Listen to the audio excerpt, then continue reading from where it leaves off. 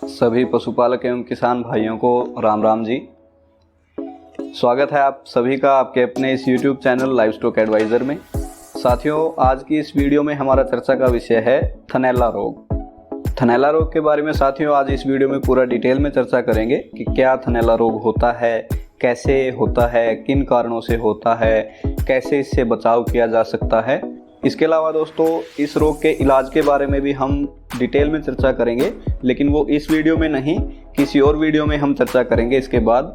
क्योंकि इलाज की दोस्तों अगर हम बात करें तो इलाज इस बीमारी का 3 प्रकार से होता है।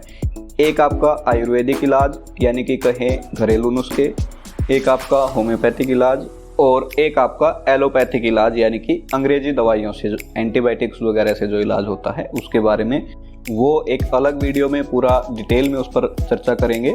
आज की इस वीडियो में हम सिर्फ चर्चा करेंगे बीमारी के कारणों के बारे में, बीमारी से बचाव के बारे में। तो दोस्तों पहले बात कर लेते हैं थनैला रोग के बारे में कि थनैला रोग आखिर होता क्या है। सीधी सिंपल जो आम बोलचाल की भाषा होती है, कोशिश करूंगा आपको उसी भाषा में इसके बारे में सब समझाने की। तो दोस्तों थनैला रोग असल में दुधारू पशुओं यानी कि गाय, भैंस, बकरी इत्यादि में फैलने वाला एक संक्रामक रोग होता है जो कि बैक्टीरिया द्वारा फैलता है। पशु के दूध में इन्फेक्शन हो जाता है, अडर में यानी कि गादी में सोजिश हो जाती है और गादी में दूध बनाने वाली ग्रंथियों में सोजिश के कारण वहां पर दूध बनना बंद हो जाता है और अंत में थन बिल्कुल खराब हो जाता है। हालांकि दोस्तों इस रोग से पशु मरता बेशक नहीं है, लेकिन आर्थिक रूप से ये बहुत बड़ा नुकसान पहुंचाता है। अब दोस्तों बात करें कि यह रोग होता कैसे है, इस रोग के फैलने का कारण क्या है। तो दोस्तों सबसे पहला कारण इस रोग के फैलने का बैक्टीरिया। कई तरह के बैक्टीरिया होते हैं जिनके कारण ये रोग फैलता है, लेकिन बैक्टीरिया के अलावा दोस्तों साफ सफाई में लापरवाही ये सबसे बड़ा कारण है इस रोग के फैलने का। क्योंकि बैक्टीरिया भी वहीं पनपेंगे जहां साफ सफाई कम होगी और गंदगी ज़्यादा होगी। जहां पशु बांधने की जगह है, पशु बाड़ा है, वहां पर साफ सफाई जो कि आमतौर पर कम ही होती है। पशुओं के बाड़े आमतौर पर देखा जाता है लगभग गंदे ही रहते हैं। बाड़े में गंदगी के अलावा गंदे हाथों से दूध निकालने से भी यह रोग फैलता है। क्योंकि दोस्तों देखिए जहाँ गंदगी होगी वहाँ बैक्टीरिया तो पनपेगा ही और फिर वो बैक्टीरिया दूध के रास्ते के जरिए थन में पहुँच जाते हैं और वहाँ जाकर इन्फेक्शन कर देते हैं। बिना हाथ धोए गंदे हाथों से यदि हम दूध निकालेंगे तो हाथ पे अगर कोई बैक्टीरिया है तो वो दूध के रास्ते थन में पहुंचकर गादी में जाकर इन्फेक्शन कर देगा। इसके अलावा दोस्तों एक थन यदि कोई खराब हो गया है, उसके दूध में इन्फेक्शन है, तो उसका दूध यदि दूसरे थन पर लग जाता है तो उससे भी ये इन्फेक्शन दूसरे थन में पहुंच जाएगा। इसके अलावा दोस्तों जो पशु ज़्यादातर पक्के फर्श पर बैठते हैं उनमें क्या होता है कि उठते बैठते समय थन पर या गादी पर दबाव पड़ता है और वहाँ पर फिर हमें थन की सोजिश या फिर गादी की सोजिश जैसी समस्या हमें देखने को मिल सकती है। इसके अलावा दोस्तों जहाँ पशु बैठता है वहाँ अगर कंकड़, पत्थर या फिर कांटे वगैरह अगर कुछ पड़े हैं तो वो भी उठते बैठते समय पशु के थन में या गादी में चुभ सकते हैं और उससे फिर वहाँ जख्म हो सकता है। जख्म से फिर इन्फेक्शन बन के वहाँ थनैला रोग फिर होने के चांसेस बढ़ जाते हैं।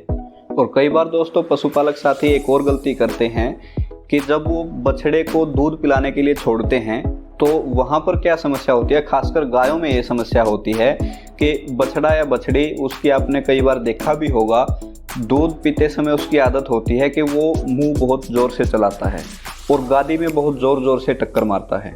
उस सिचुएशन में फिर क्या होता है, क्योंकि गादी की मांसपेशियां बहुत ही नाजुक होती हैं और वहाँ पर जब बछड़ा फिर ज़ोर ज़ोर से मुंह से टक्कर मारता है तो मांसपेशियां फट जाती हैं और मांसपेशियां फटने के कारण वहाँ पर फाइब्रोसिस यानी कि गादी की सोजिश देखने को मिल सकती है। और उस कंडीशन का हमें एकदम से पता भी नहीं चलता है, वो फिर धीरे धीरे वो समस्या गंभीर होती चली जाती है और वो सोजिश जब ज़्यादा गंभीर हो जाती है, जब तक पता चलता है तो उस टाइम तक बहुत ज़्यादा नुकसान हो चुका होता है। अब इसके अलावा दोस्तों यहाँ पर कुछ खास जानकारियाँ मैं आपको थनैला रोग के बारे में देना चाहूँगा। थनैला रोग के बारे में दोस्तों YouTube पर आपको और भी बहुत सारी वीडियोस मिल जाएंगी, लेकिन ये जो जानकारियाँ मैं आपको दूंगा ये आपको शायद YouTube पर और कहीं नहीं मिलेंगी। तो आइए दोस्तों चर्चा कर लेते हैं थनैला रोग के बारे में कुछ खास जानकारियों पर। और इन जानकारियों से दोस्तों आपको पशु के रखरखाव के बारे में और आपको किस नस्ल का पशु पालना ज़्यादा बेहतर रहता है, इन सभी बातों के बारे में आप एक बढ़िया आइडिया इन जानकारियों से ले सकते हैं। तो इनमें दोस्तों सबसे पहली बात जो थनैला रोग की विशेष बात है वो ये कि थनैला रोग भैंसों की बजाय गायों में अधिक देखने को मिलता है। दूसरी बात कि गायों में भी देसी नस्ल की बजाय संकर नस्ल यानी कि क्रॉस ब्रीड नस्लों में ये ज़्यादा देखने को मिलता है। तीसरी बात, जो ज़्यादा दूध देने वाली गाय होती हैं, अधिक दुग्ध उत्पादन क्षमता वाली गाय होती हैं, उनमें ये रोग ज़्यादा होने की संभावना रहती है। यानी कि ज़्यादातर संकर नस्ल या फिर विदेशी नस्ल जैसे एचएफ है, जर्सी है, इन गायों में आपने देखा होगा 30-30, 40-40 लीटर तक दूध देने वाली गाय होती हैं, तो उन गायों में मैस्टाइटिस यानी कि थनैला रोग होने के चांस बहुत ज़्यादा होते हैं। इसके अलावा दोस्तों, पहले ब्यात की बजाय बाद के ब्यात में ये रोग ज़्यादा देखने को मिलते हैं। यानी कि जैसे जैसे पशु की उम्र बढ़ती जाती है, इम्यूनिटी कम होती जाती है, वैसे वैसे ही संभावना बढ़ती जाती है कि पशु थनैला रोग की चपेट में आ सकता है। इसके अलावा दोस्तों, थनों में दूध बच जाने से, यानी कि थन कई बार खाली नहीं हो पाते हैं, दूध पूरी तरह से नहीं निकल पाता है थन में से, तो वहाँ पर थनों में दूध बच जाने से रोग के बढ़ने की संभावना अधिक हो जाती है। इसके अलावा दोस्तों, जिन नस्लों में लेवा छोटा और थन बड़े आकार के होते हैं, उनमें भी थनैला रोग होने की संभावना अधिक होती है। इसके अलावा दोस्तों, ब्याने के बाद जिन गायों में या जिन भैंसों में जेर नहीं गिर पाती है, वहां पर दोस्तों थनैला रोग होने की संभावना बढ़ जाती है। अब इसके बाद दोस्तों बात करते हैं थनैला रोग के लक्षणों के बारे में, यानी कि किस प्रकार के लक्षण आपको दिखाई दें तो आपको समझ लेना चाहिए कि आपके पशु में थनैला रोग हो गया है। दोस्तों, सबसे पहले गादी की सोजिश, इस चीज का आपने विशेष तौर पर ध्यान रखना है। यानी कि दूध निकालते समय यदि आपको पशु के लेवे के साइज में थोड़ा सा भी फर्क महसूस होता है कि सुबह में साइज थोड़ा कम था, शाम को साइज थोड़ा बढ़ गया, तो वो दोस्तों सोजिश हो सकती है और वो थनैला रोग का एक लक्षण हो सकता है। इसके अलावा दोस्तों, दूध के रंग में यदि आपको कोई भी बदलाव नजर आता है, पीलेपन पर आता है या फिर दूध में अगर लाली आती है, तो वो भी दोस्तों थनैला रोग का एक लक्षण हो सकता है। क्योंकि यदि दूध में इन्फेक्शन होगा तो दूध में पस आने के कारण उसका रंग पीला पड़ सकता है, या फिर दूध गाढ़ा हो सकता है, या फिर दूध में ब्लीडिंग आने के कारण, दूध में रक्त आने के कारण उसका रंग लाली पर आ सकता है। और कई बार दोस्तों देखा जाता है कि दूध निकालने के बाद जब उसको कुछ देर रख देते हैं, रखने के बाद फिर कुछ देर बाद जब उसको किसी दूसरे बर्तन में छानना पड़ता है, तो छानते समय कई बार देखा जाता है कि छलनी में या फिर जिस बर्तन में दूध निकाल के रखा था उसकी तली में रक्त की कुछ छोटी छोटी बूंदें जमा हो जाती हैं, तो वो भी दोस्तों थनैला रोग का ही एक लक्षण है। इसके अलावा दोस्तों, दूध में छींछड़े आना या फिर दूध निकालते समय कई बार थन में से कुछ गांठ सी निकलती हैं, वो भी थनैला रोग का ही एक लक्षण है दोस्तों। दूध के साथ दोस्तों पानी आना, कई बार आपने देखा होगा कि दही जैसा फटा फटा सा दूध कई बार थनों से आता है, वो भी थनैला रोग का एक लक्षण है।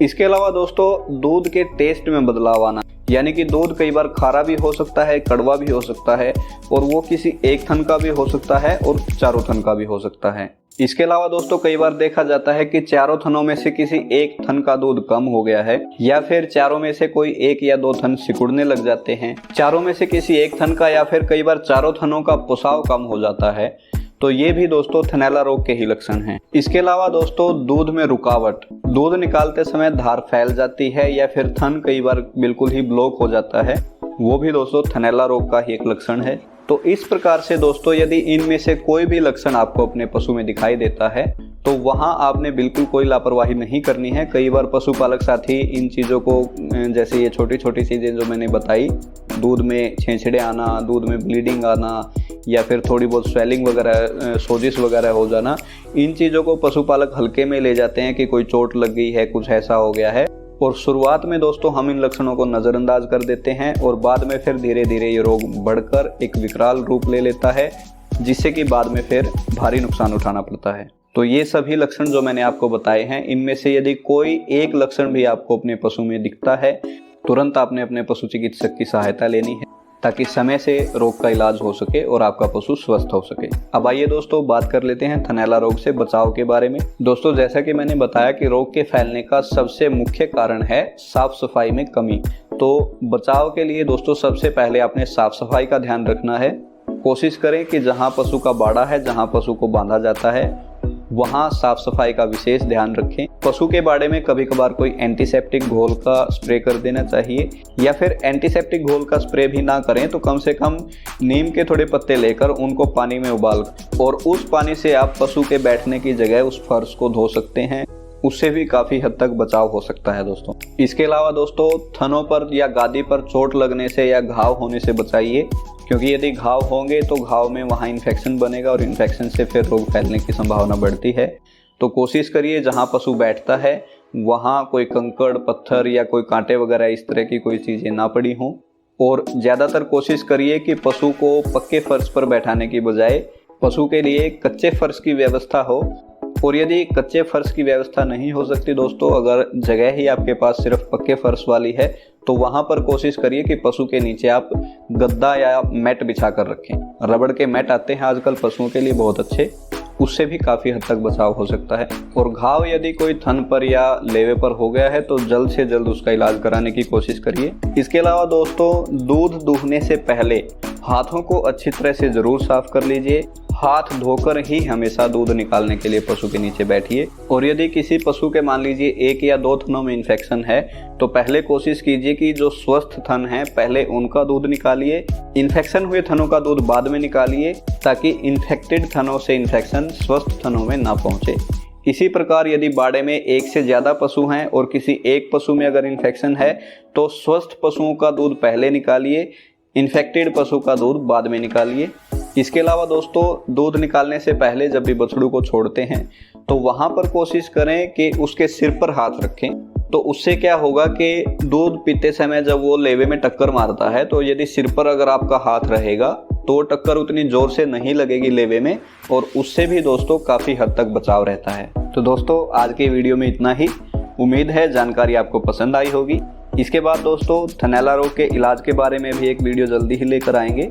उसमें तीनों प्रकार का, जैसे मैंने शुरू में बताया, आयुर्वेदिक, होम्योपैथिक और एलोपैथिक तीनों प्रकार के इलाज के बारे में डिटेल में चर्चा करेंगे, और कौन सी पद्धति से इलाज आपको ज़्यादा बेहतर रहेगा वो भी उस वीडियो में डिटेल में चर्चा करेंगे। तब तक के लिए जुड़े रहिए चैनल पर हमारे साथ। और दोस्तों वीडियो यदि आपको पसंद आई, जानकारी आपको अच्छी लगी तो वीडियो को लाइक एंड शेयर करना ना भूलें। साथ ही दोस्तों कमेंट करके ज़रूर बताएं जानकारी आपको कैसी लगी। और दोस्तों जो साथी चैनल पर नए आए हैं वो कृपया चैनल को सब्सक्राइब ज़रूर कर लें। तो अब हमें दीजिए इजाज़त, मिलते हैं अगली वीडियो में। तब तक के लिए राम राम।